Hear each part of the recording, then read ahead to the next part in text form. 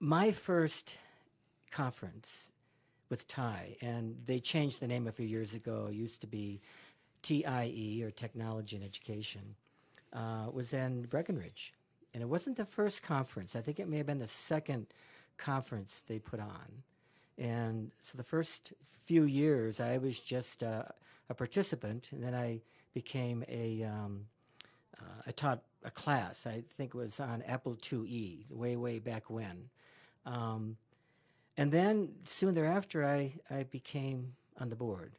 So how did you have your first introduction to TIE?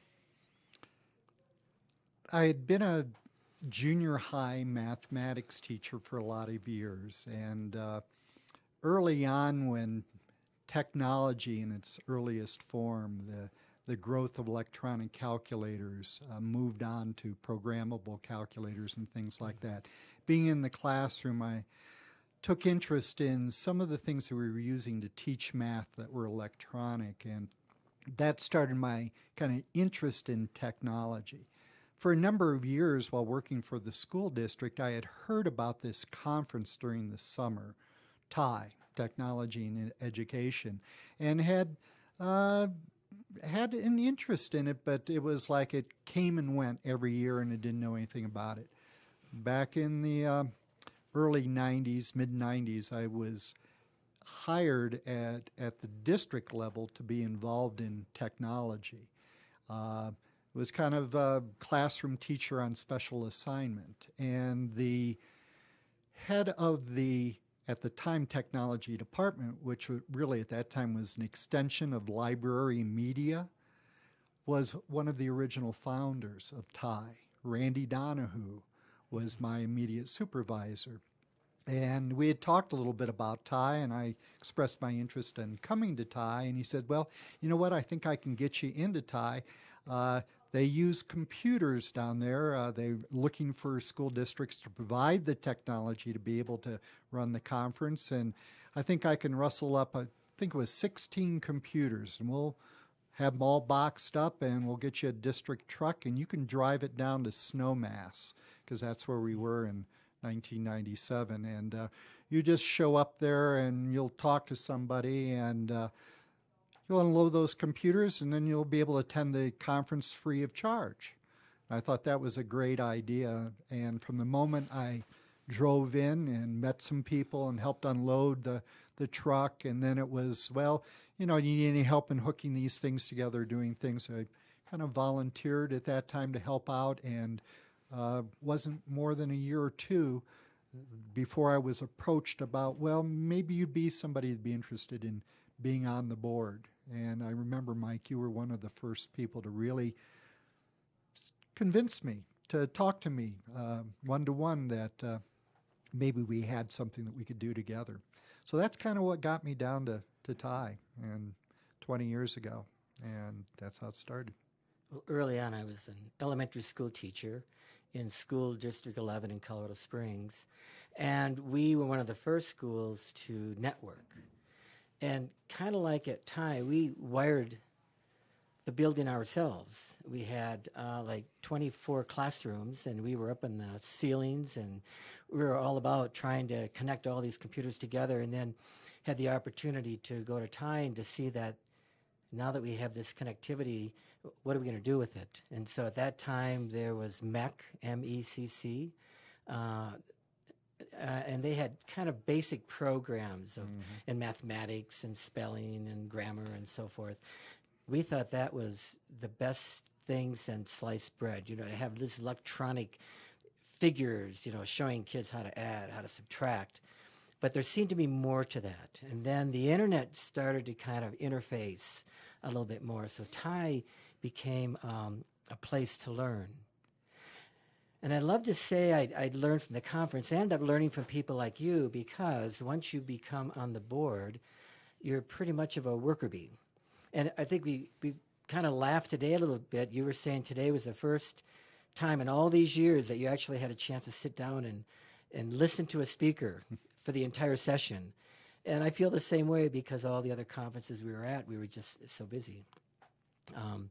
But we we were able to go to these conferences and learn about other ways to use technology. Well, right on, I had an experience with money, so I became the treasurer. And at that time, a little known fact is Ty went through some really rough times at the beginning.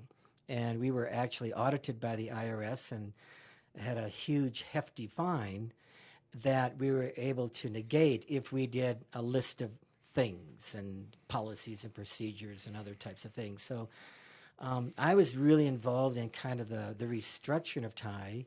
And yet at conferences, there was so much to be done, because at that time we had to put the network together. We couldn't show up and just turn our devices on. We had, like you said, trucks come, and we had trucks from all over the state. And one truck would have 20 monitors or CPUs, computers, and others would have screens and projectors. And it was an amazing time of how everything kind of came together. And what really amazed me about you is for many years you kind of orchestrated that. You were really, in a lot of ways, you put the network and you got all the equipment in. It just was an amazing feat how you were able to pull it all together. Thank you, Mike. As I think back about that, when I first started teaching, I was never a coach, but they asked me if I'd, handle student council. And certainly I'll handle student council. One of the big activities was we'll have a dance. And so I got involved in helping the student council and organizing dances and things like that. And I have to say that Ty seemed like one big dance. It was an opportunity to bring people together that were excited about something. Happened to be this technology that we were hearing about and perhaps seeing little bits and pieces. Ty was a place to come to see that technology. And even better, it was a party where the instruction, the sharing, and everything else was done primarily by other teachers, people that were not trying to sell you the technology because they were the vendor, but they were the people that were as excited as you were about the possibility of what could be done. You have to come back and mention, you said MEC and all those things, Minnesota Educational Computing Consortium and the Oregon Trail. That was the piece of software that I saw early on back in the Apple II days that's fun, but it's also very educational, and being able to feel what it would be like to travel the Oregon Trail, even if it was only through text, reading and saying, oh, we're going to go out and shoot some buffalo, and you actually had to type in bang to shoot your gun. That was something that even to this day, I talk to people younger than myself, my same age, and they remember back to that point in time.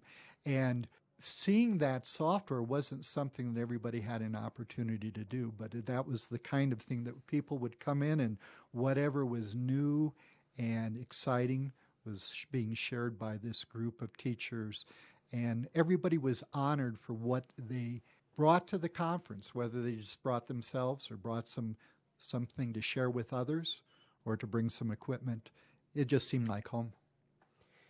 One of the shifts I've noticed early on was, to me, Ty was a place to learn how to use the tools, because we had so many different type of tools, different vendors, different models, and how to make it from print to, we had the discs, so you had to, how to upload the programs and how to make it work, and more importantly, how to troubleshoot it.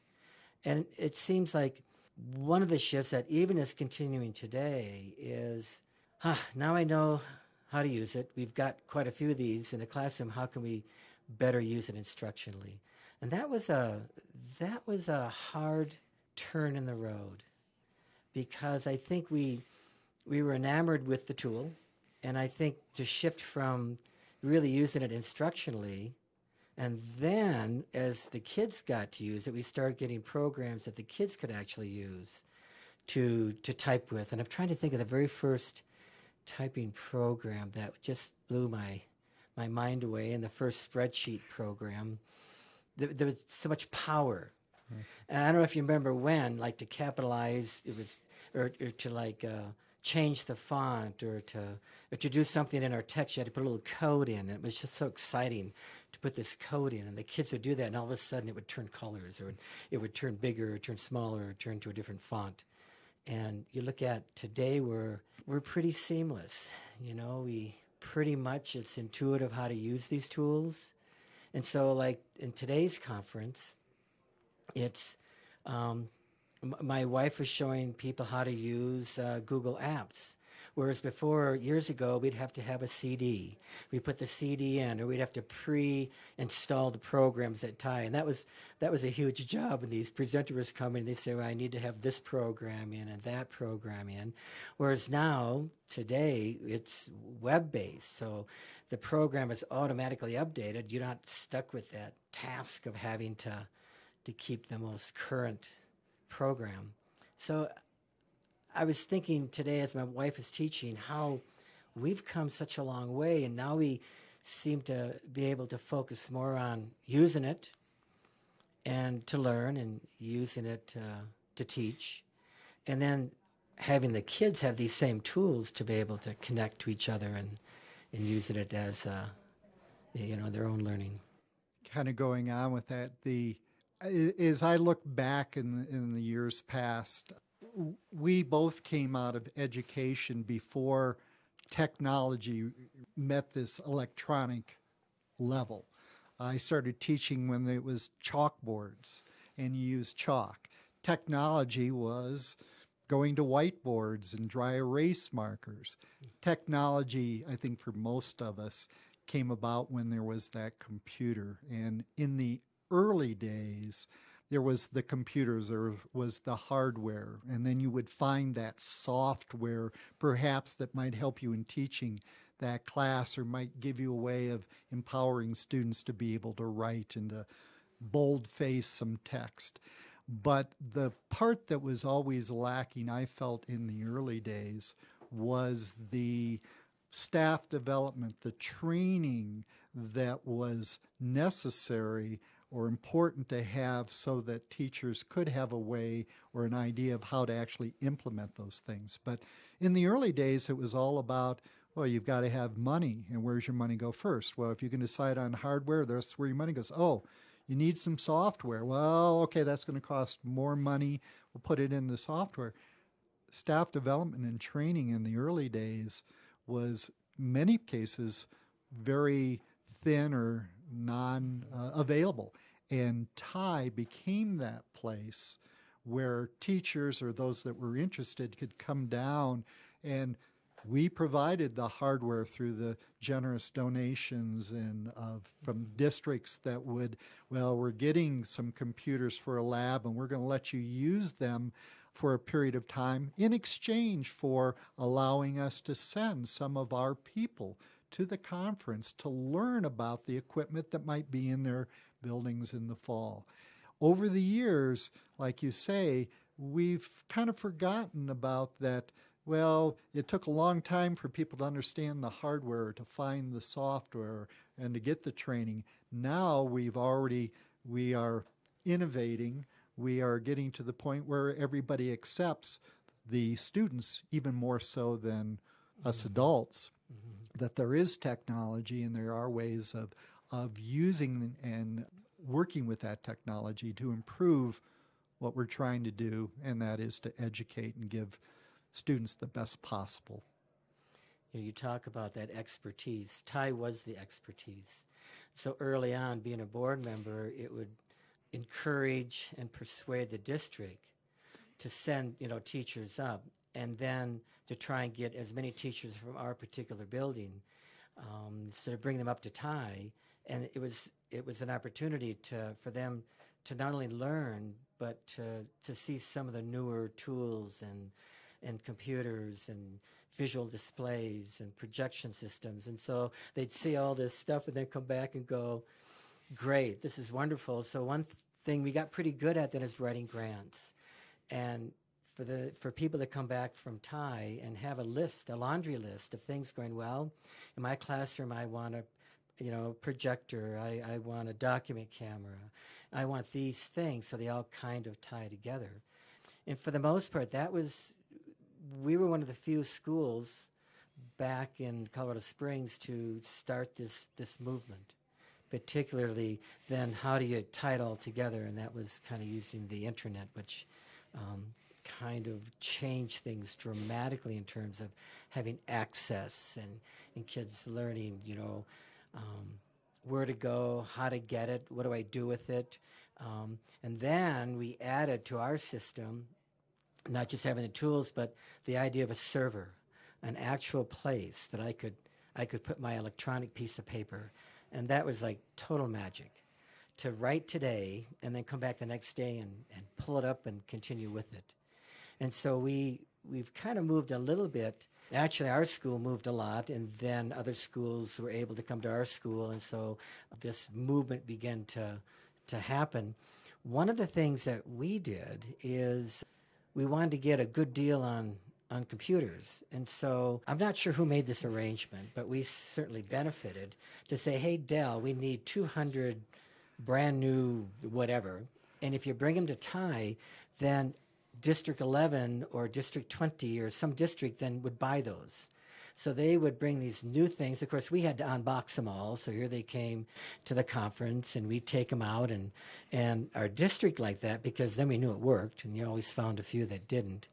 But then they'd use it for the conference, and then we would pack them up, put them in a truck, bring them back to our school, and then we had some brand new equipment that we got with a huge discount because they used it at the conference. So Thai provided a lot of different opportunities, from staff development to getting equipment to helping people see a vision, and then more importantly, coming back and making it happen.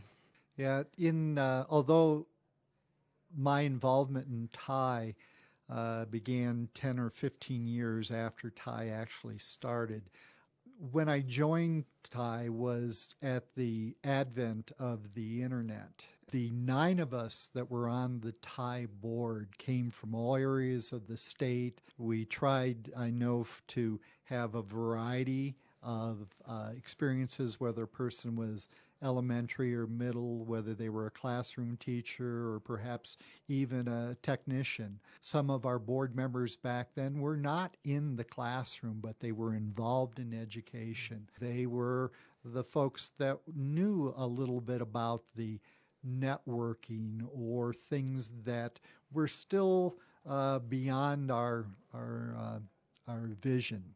And the board, and the fact that we were a nonprofit organization that had this entitlement because we had this base money to be some degree to be able to reserve or take over a resort area for 5 or 6 days for a conference to put on for the teachers.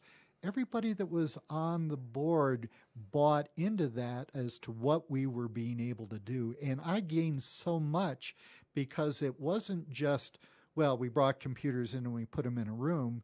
You had to plan, you had to schedule, you had to advertise, you had to communicate, you had to register. We did it all, and we did it all ourselves. I have heard stories out of the group that was to us prior to us saying, oh, well, you guys had it really easy. You had the internet. We used to have to send everything out by letters with envelopes and stamps and registration and money and fax machines and things like that. And boy, we really worked. We used to, Randy and some of the others would tell me about getting together, and they would show up at somebody's house for the weekend, and they would work in somebody's home on the living room floor and then sleep there that night once a month all year long to get this conference to happen. We kind of came in a little, or at least I came in a little bit later than that, and we still did a lot of paper things to begin with, but pretty soon we didn't have anybody mailing in their registration form with their check. We were able to do faxing and email registration and other things. And it's been constantly evolving. The printed materials that we would put together ourselves, using PageMaker as a layout program, laying out our own conference manuals, gathering the information, proofing it, printing it out, grabbing the boxes and throwing it on the truck or in the car to bring down to distribute to the members. It was all hands-on. As time has gone on, things have changed. We might think that it's easier to do now, but we're doing the same things, or they're doing the same things now. It's just now they're able to take advantage of the technology, and it's a different world that we live in now. But as I continue to think about the education, it's always going to change. Now I'm no longer teaching middle school, high school age kids. I'm teaching adults. I'm teaching seniors. I'm teaching people older than myself or younger than myself, or trying to help them. And they have the same needs that anybody does. When I need some help, I need to live in this world, I need to have some skills. And technology has become that piece that a lot of people thought would never be that important. I can retire. I can go on and not have to deal with technology. We saw a lot of that when we were in the early days. And I guess as talking to folks, as I still continue to do, I still talk to folks about, well, that's going to get me out, get my retirement a little bit sooner. You mentioned relationships. I think that is one thing I know it's been 18 years as a board member. I've kind of lost count after a while. But the relationships were everything in terms of what kept me going year after year after year. So, and at that time, we did meet quite often. And not only the relationships with board members, the board members' families. And we really, at one point in time, decided that if we're going to spend this much time together, then I think our families ought to be a part of it. And so we started inviting families up to our monthly meetings. And I think that was a significant change in how Thai became more unified, because it wasn't just the board members, it was the extended family that became a part of it. And then the relationships with the folks at the resorts. We just had a conversation with Lisa, who's, I'm not sure exactly of her job title here at Keystone, but she's instrumental in making the conference happen. And so we meet with those folks, but then we meet with all the other folks from the IT department and from people putting the rooms together and trying to find tape and extension cords and all the things that are required to put this together. You know, after spending 4 or 5 years at a conference area, it was all first name basis. And you kind of look forward to coming and going, there's so-and-so, and there's the chef that we got to know really well. And that was powerful. Mm-hmm. And it also reminded me, while you were talking, the first couple of years I was on the board, I did registration with Rick Spitzer and Steve Kapczynski. And we had, and actually Rick programmed the computer that would do the registration. But back then, people not only registered for the conference, they registered for every single class. And so it got really complicated. So we have them say, okay, when you register, you put down your top 3 classes. Well, when you have 800 participants and everyone's vying for this, you know, we had to think of a fair way. But we would spend, goodness, some weeks, 7 days a week at night. We'd meet, and we used to meet after dinner. We thought, well, let's just bring in dinner. So we started ordering dinner, and every night we'd bring, you know, if we're at Steve's house, his son and his wife would join us, and then we'd spend sometimes till 10, 11 o'clock at night calling people, because we realized that none of your options is going to fit in the conference. So we spent, you know, April Kapczynski would be our phone person, and she'd have this whole list of people to call. And finally, when the conference came, you just hoped that the ticket we gave them had that it worked, and it did. But you think of, gosh, the time, but I don't see it as an arduous task. I look back, going, we actually look forward to it. I mean, it was It wasn't work. It was maybe a labor of love, perhaps. It seemed like back then when the conference came about, we were so instrumental in making it happen. And I know today the work's the same, but I think they subcontract some of that out. And so not all the board members are having to spend maybe as much time as we did way back when. The result's the same. It's a great conference. People get to go to sessions. Well, you bring back memories, and like you said, that the board at the time did encourage this because of the amount of time involved, that it became a family extension, and that the meetings that we would have once a month, various places in the state, many times we'd bring the family along, and the kids would get together. I know our two girls grew up at Thai. They have fond memories of being at Snowmass and being given colored chalk to go around and to mark off on the roadways and walkways where these rooms were, because here we are at Keystone and all of the sessions are within the same building. At Snowmass and at Steamboat, because I had been there for conferences, those rooms, well, you're going to go all the way down here, and there's a little thing that looks like a shop where they might be selling skis, but it's got paper in the windows now because we're trying to keep the light out because there's a session going on in there. So it was that kind of bring folks together. It was very idealistic. I enjoyed it. But we also grew during that period of time, and you being the money guy, officially the treasurer in our group, you were the one that, well, you know, we're a 503c1 or whatever. It was a nonprofit status. And there are operating guidelines that we have to follow.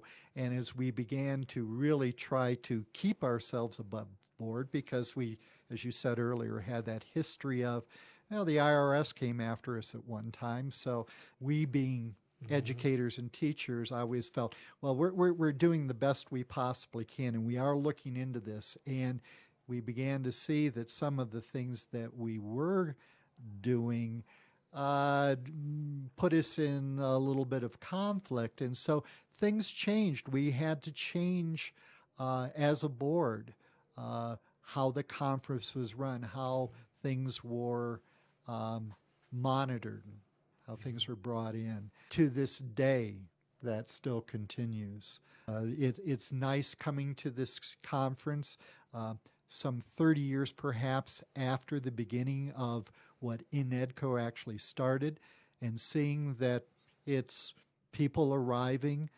educators coming to the mountains. They're excited about the summer. They're excited about what they're going to learn, what they're going to share, and the people they're going to meet. That hasn't changed that much. The technology is here. Everybody's got it in their pocket. The boxes of extension cords, the heavy desktop computers with multiple peripherals that we had to plug in to test, the network cabling that we ran and taped down to make sure that fire code was okay. All of those things were very labor intensive. It wasn't just the 9 board members, but our extended family of volunteers that would come up for the conference and put our plans into work. That's what I think that Ty earlier brought to not only the board, but people that attended. Still, things are still there, but everybody's got their own computer. They've got their phone, their tablet. Typically, they don't have to have any software loaded because they've got it already. Oh, you need that software? Wireless. Tap in a couple of buttons, download it. I don't want to sound like an old person that says, oh, those young people have it easier these days. But sometimes I kind of feel like that's what it was. More convenient, maybe. One of the initiatives that Dan and I and Karen Ortiz are part of right now is an endowment. I remember when I first became the treasurer, we were basically bankrupt. And that's when we had issues with the IRS, to no one's fault, except that a bunch of people got together, formed this organization, and really didn't think about the proper paperwork. And so the IRS came back and audited Ty, and they had none or very little. So the first thing I had to learn is, well, what do you need to do? So, and as a part of our agreement, instead of a money penalty, one of the agreements was we were professionally audited every year. And that started a whole new education. I remember my first time with the auditor, and he'd look at me going, you don't do that? You don't do that? And he had this whole list of stuff that we had to start moving towards. It took a few years before we ended up having these policies and procedures and a direction. But in the next, 15, 20 years, we had very successful conferences. And as a result of those conferences, we made some good money.